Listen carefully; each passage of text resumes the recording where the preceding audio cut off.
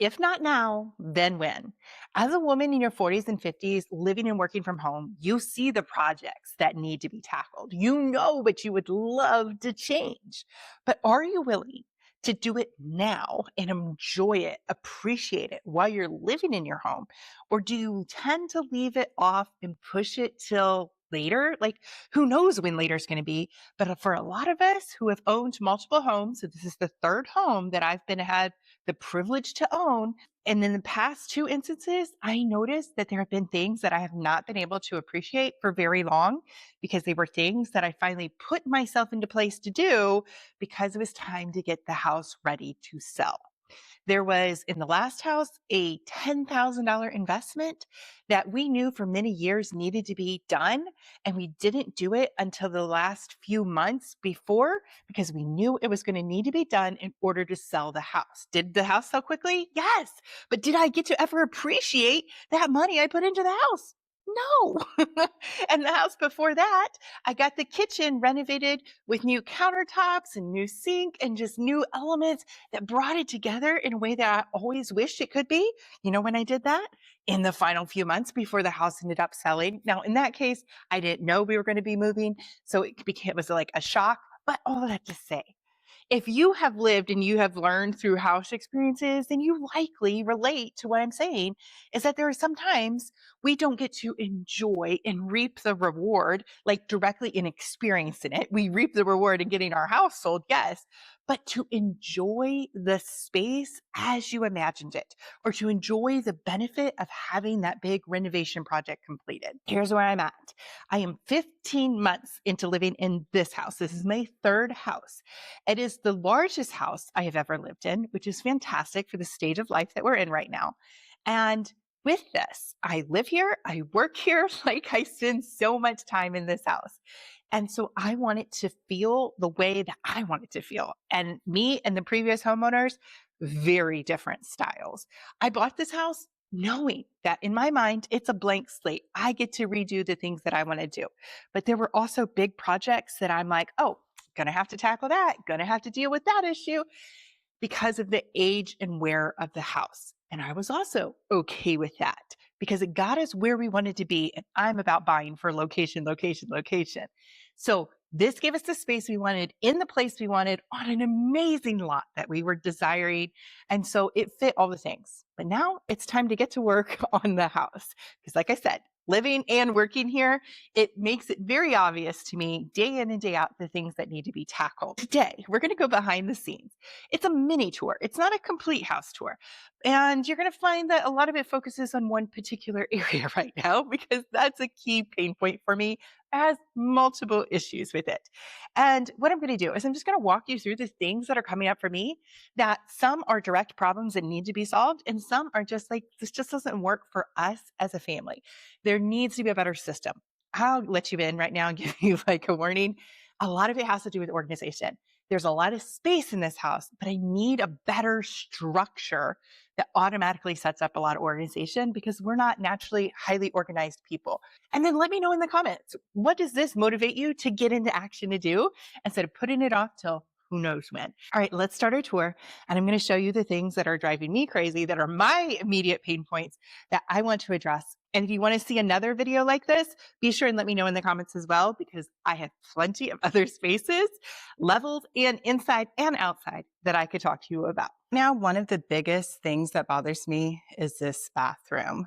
So I hate that they made two small sinks, which you can see I just use this one as a dumping ground, but like it's two small vanities. And this is like a huge chunk of space, by the way. And then there's all this space over here where I just put my trash can for now. But it's like such a wasted amount. So what I've already done, and I just got to get it installed, is I bought a large singular vanity and a large singular sink top. And so that I can get better counter space and just overall appearance. I'm going to move down to one mirror and figure out my lighting. I hate this lighting too. I'm like light sensitive. I only turn it on now because of this video, but I hardly ever use that lighting.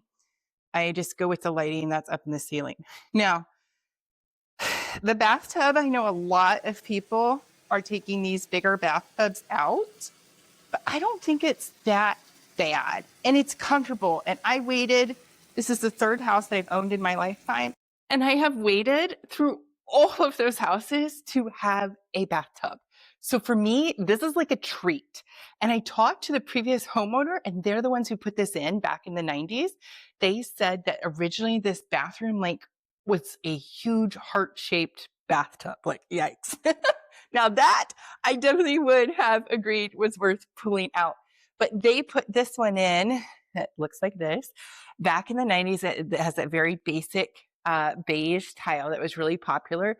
And so I think I can style it maybe, but like the fact that it's a sunken tub, like I do like it. It's easy to get in and out of.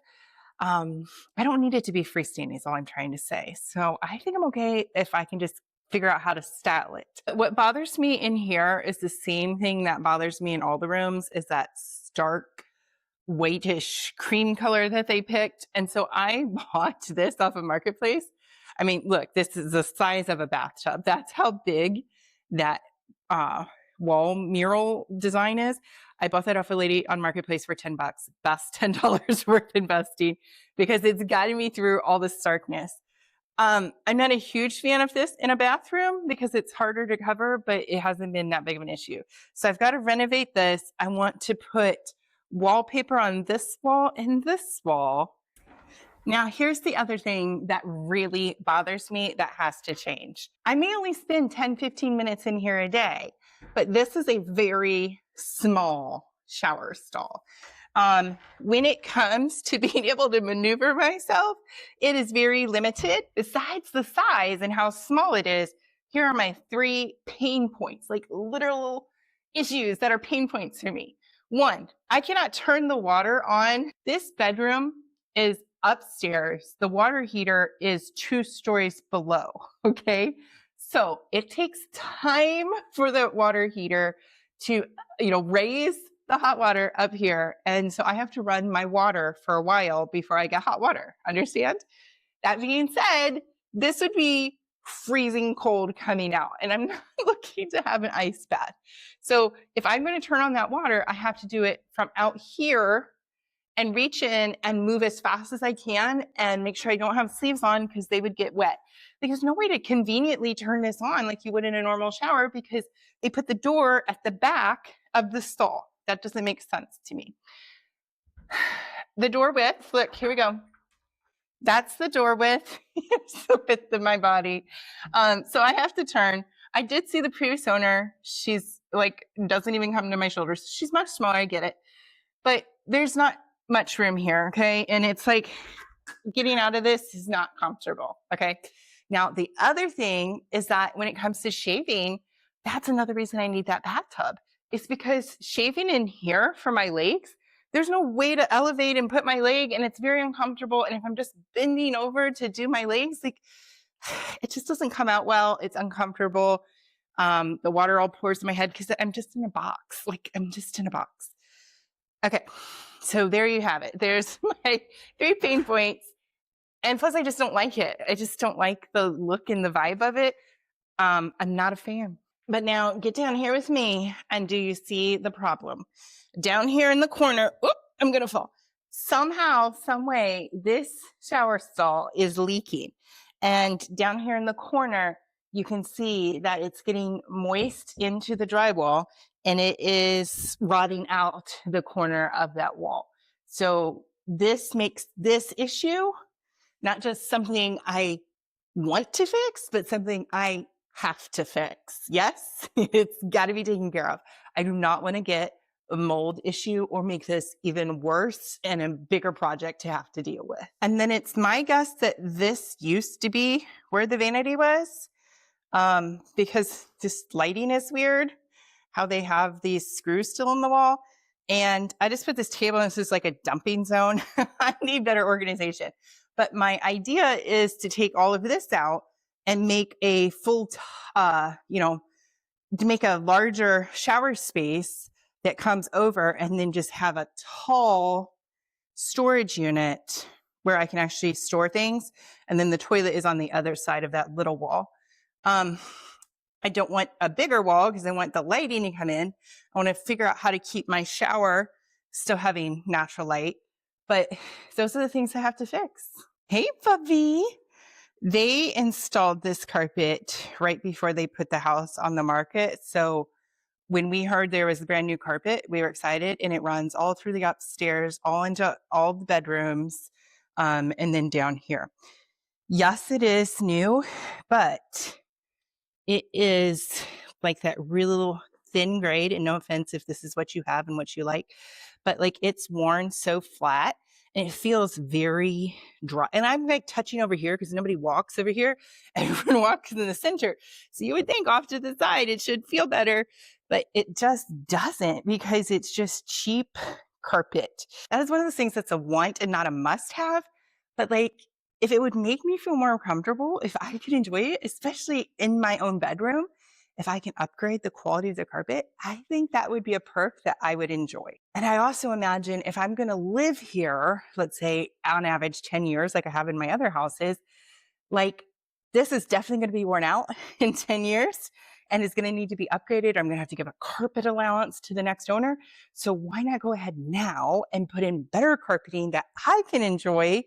That's going to last. Okay, so I just got downstairs and I love that this just happened because I'm going to show you real life what it looks like in my house. Having 3 boys and husband does this too. So 4 people contributing to this problem. Take a look at what I want to change right there. The pantry drives me crazy because this is how they do it every single time. All 4 of them. They open it, they look inside, they almost always say, oh, there's nothing to eat. And then they walk away in frustration.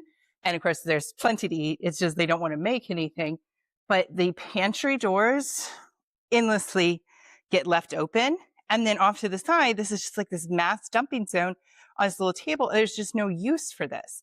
So what I want to do, what I think would really improve the value of the house, is to make one of those awesome built-in areas. Yeah, it would just look really fabulous. You see the cat, he knows where I store his cat food down on the bottom, so he's looking for it. And then in this space, this is also what we call the pantry. So we have 2 things we call a pantry. But I don't like this pink color that was in 3 rooms in this house, and is one of the, apparently what they consider the least obnoxious of the turquoise colors because they painted over all the other turquoise colors. But it has, this side is pretty good, but I need to get like hooks or better storage for the vacuums because you can see how people just store these. This is not me. These are the other people who live in the house. But then it's like, there's our dining room table pieces. The ladder just gets set in. Why you put an office desk thing inside a pantry? Like who wants to sit in a windowless room and do schoolwork? I don't get it. And then there's another closet. So there's a lot of storage in here, but I've got to make better use of it. And then moving into the laundry room, I just want to renovate those. So this is just my idea of an ideal space that I just want to update because, not because it necessarily has to, but these cabinets are like so tiny. I don't understand who made the small little cabinets. This is not even hooked up and doesn't work. So it's just like literally holding stuff. It's not good storage. I don't know if I'm going to make this a doggy bath station. I don't know. It does have a beautiful view. It has an ironing board because this house was built back in the 90s. I don't even own an iron, so I definitely don't need a built-in ironing board. More small cabinetries that is very hard to do. We're getting so much stuff on top. The litter box. And then I just got all this open space. I think this would be a fabulous place to put in built-ins, like locker type units. And that way that helps to organize the garage as well. To me, I am so grateful for all the space in this house. And this is not even the full extent of it. We have awesome sized closets and great space in the basement as well. It's just a matter of better organization systems because I don't know that there's a single person in this house who organization comes to like naturally. And so we need things well positioned. Do you know what I mean? And we need systems in place to make it easy to go clutter free, easy to stay organized. And then on top of that, it's just better use of the space because this laundry room is actually quite large. I don't know if you can tell that from the video, But it's a very large laundry room. It's the biggest one I've ever had. In my first house, I just had a laundry closet. In my second one, I had a room, but it was smaller than this.